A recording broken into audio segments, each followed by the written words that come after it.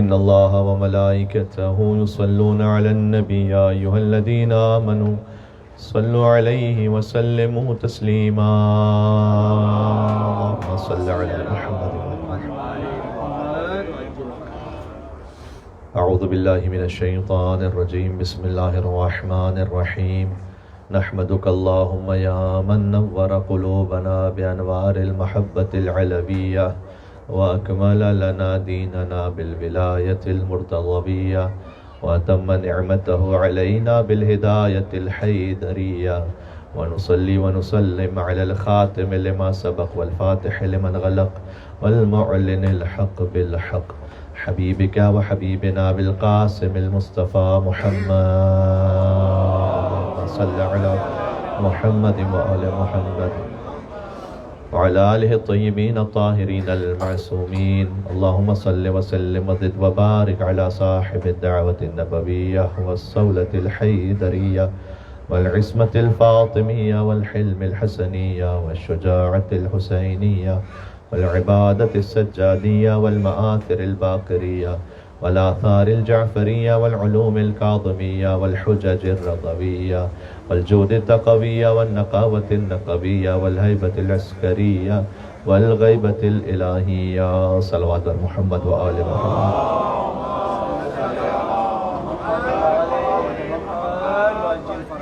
أما بعد فقد قال الله الحكيم في كتابه المجيد. بسم الله الرحمن الرحيم.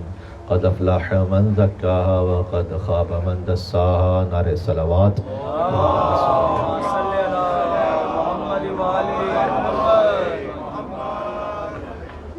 مرحومین کے ایصال ثواب کے لیے قبرستان میں مجلس عزا منعقد کی جا رہی ہے.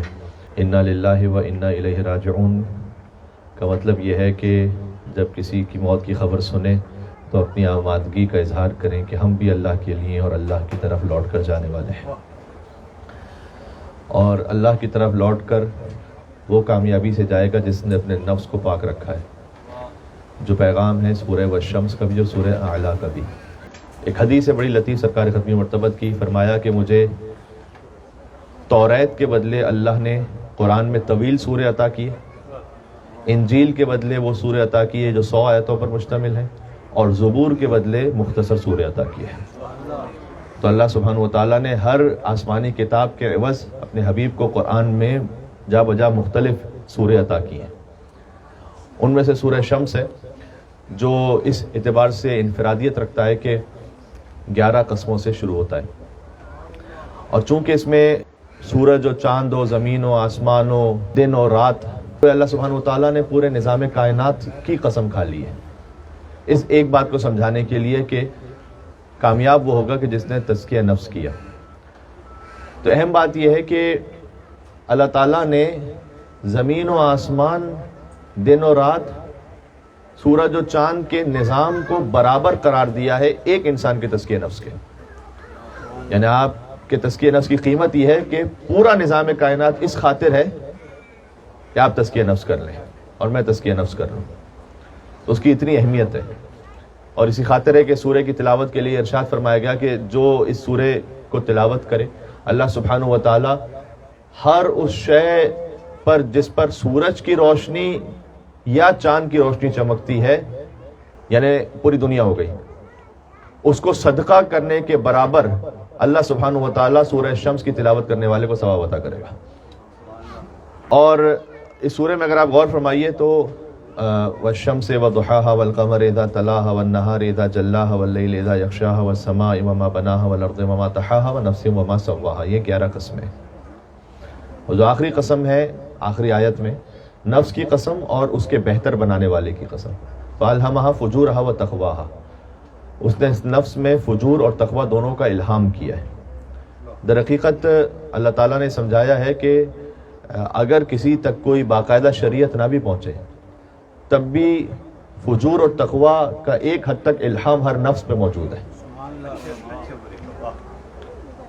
ہر ذی شعور، چاہے کوئی مذہب مانتا ہو یا نہ مانتا ہو، وہ مسئلہ نعوذ باللہ زنا کو برا سمجھتا ہے، دل میں برا سمجھتا ہے کم از کم، چاہے اس کا وہ اظہار کرے کسی طریقے سے یا نہ کرے یا اس کے مخالف عمل کرے، لیکن اس پر یہ الہام ہوا ہوا ہے، اس پر یہ الہام ہوا ہوا ہے. چونکہ یہ مثالیں تو بڑی کامن ہے کہ سچ بولنا وہ ہر مذہب والا اسے اچھا سمجھتا ہے. مثال کے طور پر شراب کے لیے چاہے وہ کرسچنز ہوں، چاہے وہ جیوز ہوں، چاہے وہ مسلمز ہوں، بہرحال کوئی بھی انسان ہو وہ اس کو کوئی اچھائی میں نہیں دیکھتا، انسان برائی کے طور پر دیکھتا ہے. تو کوئی باقاعدہ شریعت کسی تک نہ بھی پہنچے ہو، یہ بہت سے لوگ سوال بھی کرتے ہیں کہ مولانا صاحب اگر کسی تک شریعت نہیں پہنچی تو پھر کیا ہوگا؟ تو بہت سی چیزوں کا الہام اللہ سبحانہ و تعالیٰ نے کیا ہوا ہے. اس الہام کے مطابق اگر واقعا اس تک شریعت نہ پہنچی ہو تو اللہ سبحانہ و تعالیٰ حساب و کتاب لے گا کہ جتنا الہام ہوا تھا فجور و تقویٰ کا، اس کے مطابق بھی کم از کم عمل کیا تھا یا نہیں کیا تھا. اللہ تعالیٰ نے قرآن میں کہا ہے کہ مجرم کامیاب نہیں ہوں گے. مثال کے طور پر فرمایا ان الانسان لفی خسر، بہت سارے انسان خسارے میں. الا الذین آمنوا وعملوا الصالحات وتواصوا بالحق وتواصوا بالصبر. یہ اگر افلح من زکاہا، زکاہا یعنی جس نے تزکیہ نفس کیا وہ کامیاب ہوگا، یہ ایک لفظ ہے، اس کا ایلابریشن ہے سورہ عصر میں، کیونکہ فرمایا سب انسان خسارے میں ہے مگر یہ کہ خسارے سے وہ بچ کے کامیاب ہو جائیں گے کہ الا الذین آمنوا وعملوا الصالحات وتواصوا بالحق وتواصوا بالصبر. تو زکاہا خلاصہ ہے، سورہ عصر میں اس کی تفصیل ہے اور تشریح بیان کی گئی ہے. افلح من زکاہا وقد خاب من دساہا. یہاں پر ایک لطیف بات ہے کہ وہ نامراد اور ناکام ہو گیا کہ جس نے، اس کا ترجمہ ہے اپنے نفس کو دبا دیا. اس لیے کہ انسان یوزولی گناہ جب کسی نئے گناہ میں مبتلا ہوتا ہے تو مخفیانہ طور پر اسے کرتا ہے، پوشیدہ رکھ کر کرتا ہے اس گناہ کو. آہستہ آہستہ جرأت بڑھتی ہے، پھر وہ گناہ کے جو تنہائی میں ہو رہا ہوتا ہے وہ آہستہ آہستہ جرأت بڑھتے بڑھتے وہ مجمع میں آ جاتا ہے. اور پھر اللہ تعالیٰ نے قرآن میں کہا ہے کہ شیطان تمہارے کاموں کو مزین کر دیتا ہے، یعنی پھر اس گناہ کے لیے کوئی نہ کوئی تعویل آ جاتی ہے. ہیومن رائٹس کے نام پہ آ جاتی ہے، کبھی میڈیکیشن کے نام پہ آ جاتی ہے، کبھی کسی اور انٹرٹینمنٹ کے نام پر آ جاتی ہے. اس گناہ پہ کوئی لیبل لگ جاتا ہے. تو ہوتا یہ ہے کہ پہلے گناہ ہوتا ہے مخفی. اچھا، اس میں آیت کی آپ ترتیب دیکھیے گا، قد افلح من زکاہا وقد خاب من دساہا. اس کے بعد اللہ تعالیٰ نے ایک مثال دی ہے، کذبت ثمود بطغواہا، جنہوں نے نامراد ہو کر تزکیہ نفس نہیں کیا اور اپنے نفس کو آلودہ کر دیا. ان کی مثالوں میں سے ایک مثال ہے کذبت ثمود بطغواہا، قوم ثمود، حضرت صالح علیہ السلام کی قوم، جس نے اپنے طغیان سے تکذیب کی اللہ سبحانہ وتعالیٰ کی نشانی کی. کذبت ثمود بطغواہا اذ انبعث اشقاہا، کہ ان کا شقی ترین انسان اٹھا علی الاعلان. یہاں مفسرین نے لکھا ہے کہ پہلے نفس کا طغیان ہوتا ہے چھپا کر، اس کے بعد اگر یہ بڑھتا چلا جائے تو اللہ تعالیٰ نے کہا قد خواب وقد خواب من دساہا، یعنی چھپا کر گناہ کرتے ہو، مخفیانہ طور پر نفس کو آلودہ کرتے ہو، اور پھر بڑھتے بڑھتے کذبت ثمود بطغواہا اذ انبعث اشقاہا، کہ پھر ایک شخص پوری قوم میں سے اٹھتا ہے اور وہ جو شقی ترین انسان تھا، اذ انبعث اشقاہا فقال لهم رسول اللہ ناقۃ اللہ وسقیاہا، اس وقت ان کے رسول نے یعنی حضرت صالح علیہ السلام نے کہا کہ یہ ناقۃ اللہ ہے اور اس کے جو پانی پینے کا مقام ہے وہ بھی محترم ہے، سقیاہا. فکذبوہ فعقروہا، تو ان سب نے مل کر پھر نبی کی تکذیب کی اور حضرت صالح علیہ السلام کی اونٹنی جو ناقۃ اللہ ہے اس کی ٹانگوں کو کاٹ دیا. یہاں مولا علی علیہ السلام کی حدیث ہے کہ ایک شخص نے کام کیا تھا کہ اس نے ٹانگوں کو کاٹ دیا تھا، لیکن اللہ تعالیٰ نے پوری قوم کا نام لیا، فکذبوہ فعقروہا، سب نے مل کر اس کی کونچیں کاٹ دیں. تو مولا علیہ السلام نے فرمایا کہ اس کی وجہ یہاں پر یہ ہے کہ ایک شخص نے کام کیا تھا لیکن پوری قوم اس پر راضی تھی. تو اللہ تعالیٰ نے کہا کہ جیسے سب نے مل کر یہ کام کیا، اگر کام ایک نے کیا ہو لیکن قوم پوری راضی ہو تو سب اس میں مجرم بھی ہوتے ہیں، اور اگر کام ایک کوئی نیک کر لے اور پوری قوم اس کے ساتھ ہو تو اس کا مطلب یہ کہ پوری قوم اس ثواب میں شریک بھی ہوتی ہے. ایک مل کے صلوات بھیج دیں محمد و آل محمد پر، اللہم صلی علی محمد و آل محمد. اس طرح سے ایک حدیث ہے کہ اگر کوئی سنت سیئہ کو جاری کر دے اور بعد میں کوئی اس پر عمل کرے، مثلا فرض کیجئے، میں مثال دے رہا ہوں کہ جس نے پہلی مرتبہ کسی شادی کی یا برتھ ڈے کی تقریب میں فرسٹ ٹائم جس نے کبھی میوزک کا کوئی ارینجمنٹ کیا ہوگا، اس سے پہلے کسی کو ایسا خیال نہیں آیا ہوگا، یا فرسٹ ٹائم کسی نے کوئی بے حجابی کے لیے کوئی ارینجمنٹ کیا ہوگا، تو اس نے تو اپنے شوق میں ایک کام کیا، اس کے بعد اس کو دیکھ کر جتنوں نے کام کیا خیال رکھا کریں کہ ہماری تھوڑی سی بچوں کی دنیا کی خوشی یا کبھی اپنی کوئی انٹرٹینمنٹ وہ کسی کے لیے ہمیشہ کا عذاب نہ بن جائے. کیونکہ امام نے فرمایا کہ اگر کسی نے سنت سیئہ کو جاری کیا ہے تو اس پر عمل کرنے والوں کے گناہ میں وہ شریک ہوگا بغیر یہ کہ ان کے عذاب میں کوئی کمی ہوگی. اور پھر یہ بھی فرمایا کہ اگر کسی نے سنت حسنہ کو جاری کیا تو ہر عمل کرنے والے کے ثواب میں یہ شریک ہوگا بغیر یہ کہ ان کے اجر میں کوئی کمی ہوگی. یعنی ان کو تو برابر سے اجر ملے گا لیکن اسے بھی اجر ملتا جائے گا. اب مثال کے طور پر ایک مثال دے رہا ہوں. سید ابن طاؤس وہ پہلی شخصیت تھے جنہوں نے جشن تکلیف کا اہتمام کیا. یعنی یہ کہ اگر ایک بچہ جو ہے وہ بالغ ہو جائے اور اس پر شرعی تکلیف آ جائے تو اس کے احساس دلانے کے لیے کہ بھئی آج سے آپ کا ایک ایک گناہ بھی لکھا جا رہا ہے. نیکیاں تو پہلے سے لکھی جا رہی تھی لیکن اب سے گناہ بھی لکھا جا رہا ہے تو ذرا محتاط رہیں. کوئی قضا نماز نہیں ہونی چاہیے, اب روزہ قضا نہیں ہونا چاہیے, اب مالی عبادات کے بارے میں آپ کو محتاط رہنا ہے, اللہ تعالیٰ نے خود واجب کیا. تو اگر کوئی اس کا اہتمام کرے تو جنہوں نے سب سے پہلے اس کے لیے احساس دلایا تھا آج تک ہر ایک کے ثواب میں وہ شریک ہیں. بات واضح ہو رہی؟ فَكَذَّبُوهُ فَعَقَرُوهَا وَدَمْدَمَ عَلَيْهِمْ رَبُّهُمْ بِذَنبِهِمْ فَسَوَّاهَا. تو ان سب نے مل کر حضرت صالح علیہ السلام کی قوم کے لیے یہ ہے کہ حضرت صالح نے ان سے کہا تھا کہ تم جن بتوں کو پوچھتے ہو میں ان سے ایک درخواست اور فرمائش کر دیتا ہوں, اگر وہ پوری کر لیں تو میں تمہارے درمیان سے چلا جاؤں گا, اور اگر پوری نہ کر سکے تو تم میرے رب سے کوئی فرمائش کر دو اور وہ پوری ہو جائے تو اس پر ایمان لے آؤ. تو حضرت صالح علیہ السلام نے بتوں سے بات کی, لازمی سی بات ہے کوئی جواب نہیں ملا انہیں. تو حضرت صالح کی قوم کے 70 لوگ آئے ان کے پاس اور حضرت صالح علیہ السلام نے کہا کہ اب تم اگر کچھ چاہتے ہو تو بیان کرو تو میرا رب وہ خواہش پوری کر دے گا. تو وہ ایک پہاڑی کے پاس تھے تو انہوں نے کہا کہ ہم یہ چاہتے ہیں کہ ابھی ابھی اسی وقت یہ پہاڑی شق ہو جائے اور اس سے ایک اونٹنی برآمد ہو کہ جو حاملہ ہو 10 ماہ سے, اور وہ اونٹنی آتے ہی ایک بچہ بھی جنے فوراً. حضرت صالح علیہ السلام نے کہا کہ اگر یہ نشانی پوری ہو گئی اور اس کے بعد بھی کوئی کفر پر رہا تو اللہ کے سخت ترین عذاب میں آئے گا. تو انہوں نے کہا کہ جی ٹھیک ہے پوری کر دیجیے. تو پہاڑ جو ہے شق ہو گیا, اونٹنی باہر آئی, 10ویں ماہ سے حاملہ تھی. انہوں نے کہا کہ ابھی ابھی بچہ بھی جنے, اس وقت بچہ بھی جن دیا اس نے. اب وہ چلتا پھرتا معجزہ تھی اور وہ جو کفر کرنے والے تھے ان کے درمیان سامنے ایک اللہ کی نشانی تھی. اللہ تعالیٰ نے ناقۃ اللہ کا ہے, اللہ کا ناقہ. حضرت صالح علیہ السلام نے کہا کہ نہر سے ایک دن یہ پانی پیے گی اور اسے کوئی اذیت نہ دے, ایک دن تم پانی پیو گے.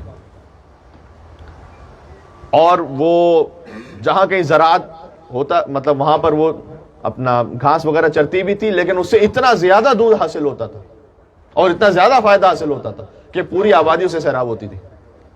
تو اللہ سبحانہ وتعالیٰ نے ایک بہت روشن اور واضح دلیل پیش کی. تو انہوں نے کہا کہ اس کا علاج یہی ہے کہ اس اونٹی کو قتل کر دو, کیونکہ ایک اللہ کی چلتی پھرتی نشانی موجود ہے.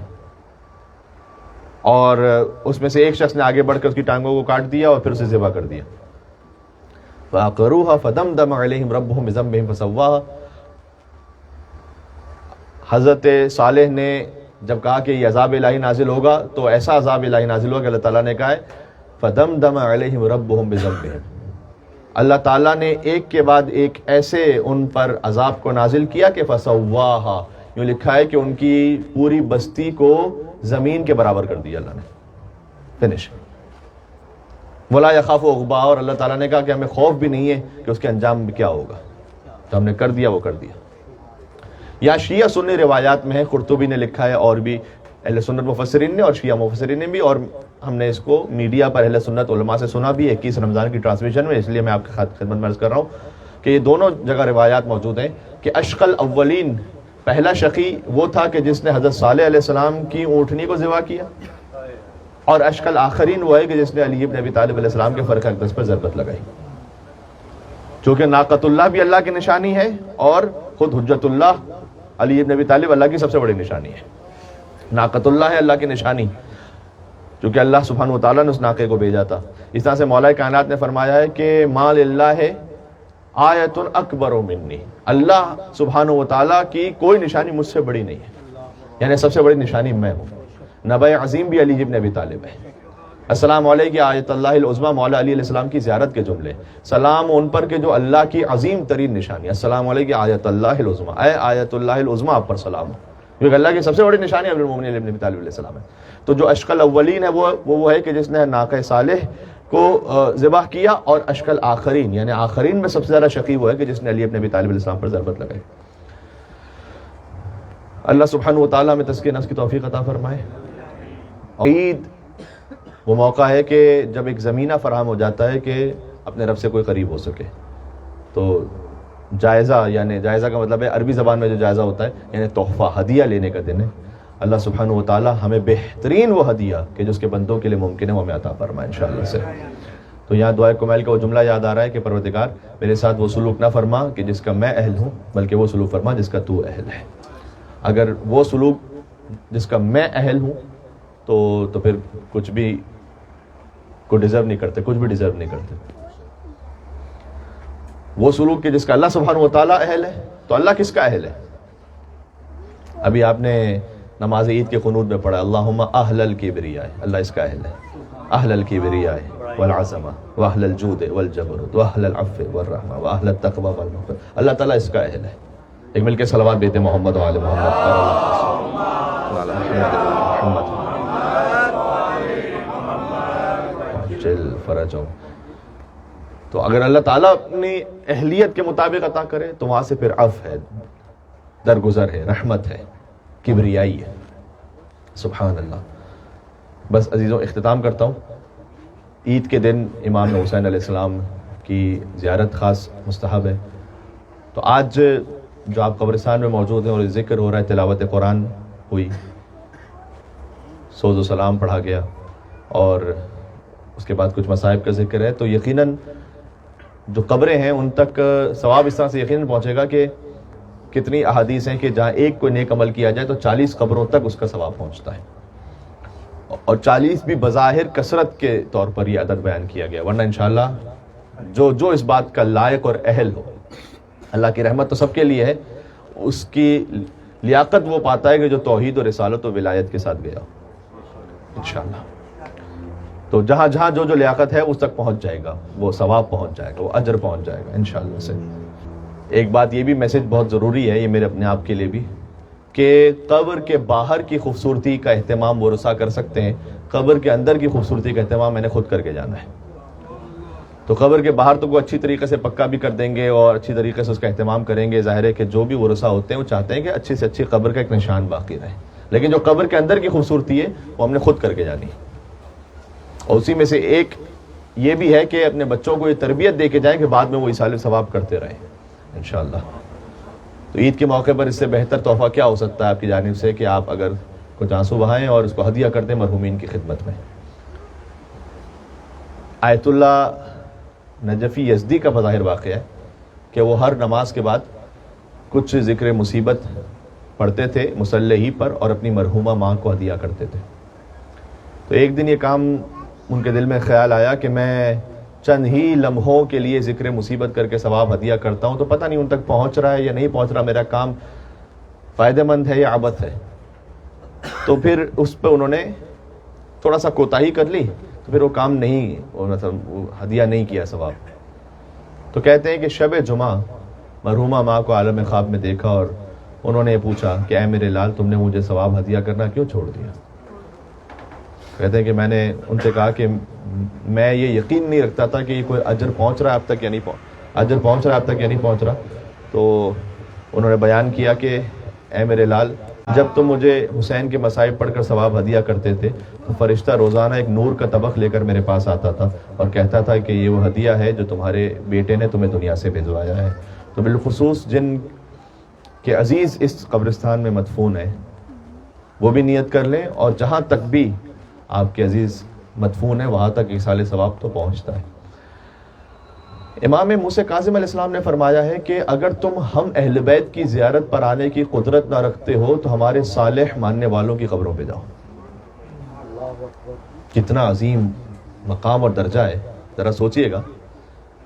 دیکھیں ماشاءاللہ سے تقریباً ہم میں سے ہر ایک شاید مالی طور پر یہ استطاعت رکھتا ہو کہ کربلا جا سکے انشاءاللہ، لیکن یہ حدیث ہمارے لیے اس وقت کیوں ہے کہ آج تو میں اور آپ ظاہری طور پر قدرت نہیں رکھتے نا.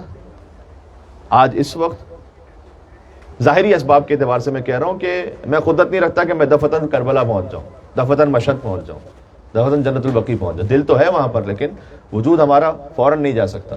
تو امام موسیٰ کاظم نے فرمایا کہ جو ہماری قبور پر آنے کی قدرت نہ رکھتا ہو, اسے چاہیے کہ ہمارے صالح ماننے والوں کی قبروں پہ جائے تو اسے ویسا ہی ثواب ملے گا جیسے وہ اہل بیت اطہار کی قبور پہ پہنچ کے زیارت کر رہا ہوں.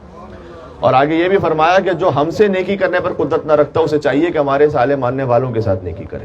یعنی اگر تم نے ان کے ساتھ نیکی کی تو ایسا ہے کہ جیسے ہم اہل بیت کے ساتھ نیکی کی. سبحان اللہ, کیا کہنا. تو یہ انشاءاللہ پیغام اور میسج پہنچ گیا. یہ سب کچھ ہے نفس کی طہارت سے. مجلس قبول ہے نفس کی طہارت سے, نماز قبول ہے نفس کے تزکیے سے, عبادت قبول ہے, صدقہ قبول ہے, فطرہ قبول ہے نفس کے تزکیے سے. نفس کا تزکیہ نہیں تو کچھ بھی قبول نہیں. انما یتقبل اللہ من المتقین. عزیزوں بات ختم ہو گئی.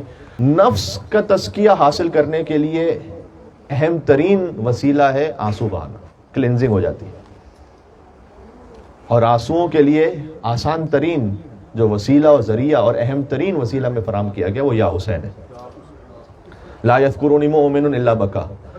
امام نے فرمایا, خود امام حسین کا کلام ہے یہ, کہ کوئی مومن ایسا نہیں کہ جس کے سامنے میرا ذکر ہو الا بکا, مگر یہ کہ وہ روئے گا.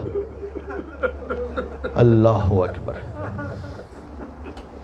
اگر آپ امام حسین علیہ السلام کے ذکر پر رو سکیں,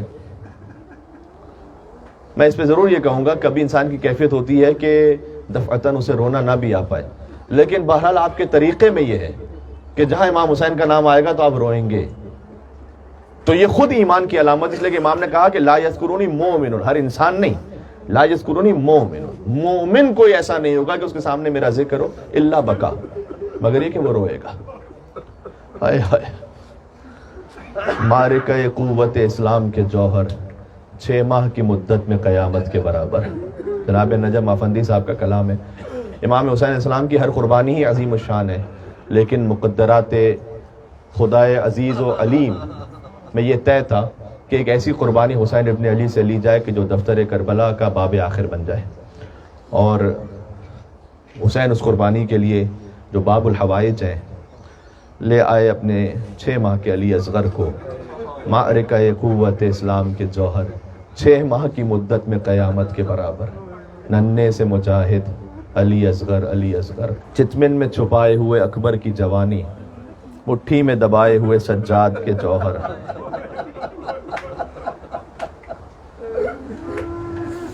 اگلا مصرع یقیناً آپ کے لیے اور غم انگیز ہوگا. ڈھلکی ہوئی گردن پہ ید اللہ کے بوسے,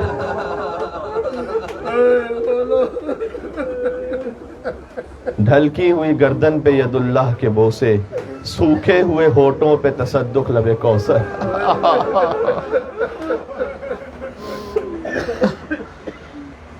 آنکھوں میں چھلکتا ہوا معصوم تبسم. یا اللہ. اچھا, اصغر کی گردن سے جو خون بہ رہا تھا وہ در حقیقت خون دل مادر تھا.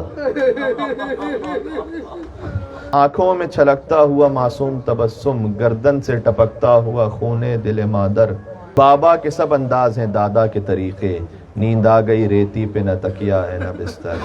یا اللہ. آرام سے سو اے شب عاشور کے جاگے, لوری تجھے دیتا ہے تیرا نجم سو. امام حسین کے ہاتھ میں لاش علی اصغر تھا. فرماتے ہیں بندے پہ یہ اللہ کی تائید ہوئی ہے, قربانی اصغر کی مجھے عید ہوئی ہے.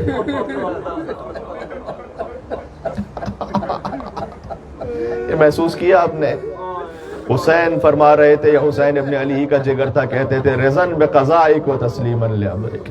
بندے پہ یہ اللہ کی تائید ہوئی ہے, قربانی اصغر کی مجھے عید ہوئی ہے. امام حسین علی اصغر کے لاشے کو لے کر آگے بڑھے 7 مرتبہ, اور 7 مرتبہ پیچھے ہٹے. فرماتے تھے انا للہ و انا الیہ راجعون. فقط یہ ایک واحد لاشا ہے جو امام حسین علیہ السلام نے دفنایا پشت خیمہ جا کر. اس کی کیا مصلحت ہے تو امام ہی جانتے ہیں, ہم کیا جانے کہ کتنی مصلحتیں ہوں گی اس میں. بظاہر ایک بات کی سمجھ میں آتی ہے کہ امام جانتے تھے کہ ان کا لاشا پامال ہو جائے گا, تو اگر لاش علی اصغر بھی بے دفن رہ جائے, تو اگر اصغر کا لاشا پامال ہو جائے, تو اگر حسین کا لاشا پامال ہو تو جسم ٹکڑے ٹکڑے ہو جائے گا, اصغر کا تو لاشا ہی نہیں بچے گا. پھر ایک وجہ شاید یہ ہو. دوسری ایک وجہ علماء نے یہ بھی لکھی ہے, آئے یاد کریں امام حسین کی ماں کو. دوسری ایک وجہ علماء نے لکھی کہ شاید یہ وجہ ہو کہ کیونکہ امام حسین جانتے ہیں کہ میری ماں قتل گاہ میں آئیں گی, اور جب وہ تشریف لائیں گی تو اگر انہوں نے میرا اصغر دیکھا تو انہیں اپنا محسن یاد آئے گا. پھر لہٰذا 6 ماہ کے محسن شکم مادر میں مارے گئے, 6 ماہ کے علی اصغر وہ حسین کی گود میں مارے گئے, لہٰذا حسین نے دفنا دیا, چھپا دیا. میں نے حضرت علامہ طالب جوہری صاحب سے ان جملوں کو سنا ہے کہ وہ کہتے تھے کہ امام حسین نے ذوالفقار سے قبر کو کھودا تو یقیناً جب قبر کو کھودا ہوگا تو لاش علی اصغر کو زمین پر رکھا ہوگا, اور فرمایا کہ اے کربلا یہ فاطمہ زہرا کی امانت ہے, اس امانت سے خبردار ننھی سی قبر کھود کے اصغر کو گاڑ کے. میر انیس کا یہ مصرع سن لیجئے گا, میں اس کے بارے میں آپ گزارش کرتا ہوں کہ مصرے میں ہے کیا. ننھی سی قبر کھود کے اصغر کو گاڑ کے شبیر اٹھ کھڑے ہوئے, ہائے ہائے دامن کو جھاڑ کے. دامن کو جھاڑنے کا ایک لفظی مطلب ہے کہ جب امام حسین اٹھے ہوں گے خاک سے تو اپنے دامن کو جھاڑا ہوگا. اس کا ایک معنوی پہلو بھی ہے. دامن جھاڑنے کا مطلب ہوتا ہے پر کچھ نہیں بچا پروردگار. عید الفطر کا موقع ہے, امام حسین کو ان کے 6 ماہ کے علی اصغر کا پرسہ دے کر, بلکہ لفظ بدل دوں فاطمہ زہرا کو ان کے پوتے کا پرسہ دے کر دعا مانگ لیجئے گا, انشاءاللہ رمضان کی عبادتیں قبول ہو, اطاعت قبول ہو. 30 دن تک آپ نے روزہ رکھا, اعمال شب قدر کیے, قرآن سر پر رکھ کر بھی کہا یا اللہ کا ہے بے محمد بے علی بے فاطمہ بالحسن بالحسین. ائمہ علیہ السلام کا وسیلہ پیش کیا ہے. علی اصغر باب الحوائج ہیں, ان کے صدقے میں حاجات پوری ہوتی ہیں. اگر کوئی اس مجمع میں مریض ہے, میں خاص کچھ ملتمسین ہیں ان کے لیے دعا کرتا ہوں, اللہ تعالیٰ شفائے کاملہ عاجلہ عنایت فرمائے. ہائے ہائے. جو میر انیس علیہ الرحمٰن نے کہا کہ شبیر اٹھ کھڑے ہوئے دامن کو جھاڑ کے, یعنی پروردگار اب کچھ نہیں بچا, دامن جھاڑ دیا, یعنی اکبر دے دیا, عباس دے دیا, اب 6 ماہ کا علی اصغر بچا تھا وہ بھی دے دیا. اب کوئی حسین کہنا چاہتے تھے پروردگار اب 2 چیزیں بچی ہیں, ایک بہن کی چادر ہے, ایک بچی کی بالیاں ہیں. وہ شام غریبہ دوں گا. بہن کی چادر دے دی کوفہ سے شام کی راہ میں, سکینہ کے رخسار دے دیے کہ جو تماچے لگتے رہے اور بالیاں چھنتی رہے. وَسَيَعْلَمُ الَّذِينَ ظَلَمُوا عَلَى مُحَمَّدٍ أَيَّ مُنْقَلَبٍ يَنْقَلِبُونَ إِنَّا لِلَّهِ وَإِنَّا إِلَيْهِ رَاجِعُونَ رضا بقضائك وتسليما لأمرك أمن يجيب المضطر إذا دعاه ويكشف السوء أمن يجيب المضطر إذا دعاه ويكشف السوء. ساری حاجات کے لیے أمن يجيب المضطر إذا دعاه ويكشف السوء أمن يجيب المضطر إذا دعاه ويكشف السوء أما يجيب المضطر إذا دعاه ويكشف السوء. اللهم عجل لوليك الفرج والعافية والنصر. اللهم صل على فاطمة وأبيها وبعلها وبنيها والسر المستودع فيها بعدد ما أحاط به علمك. خانوادہ زہرا پر بلند تر صلوات. اللهم صل على محمد وعلى محمد وعجل فرجهم. جزاک اللہ.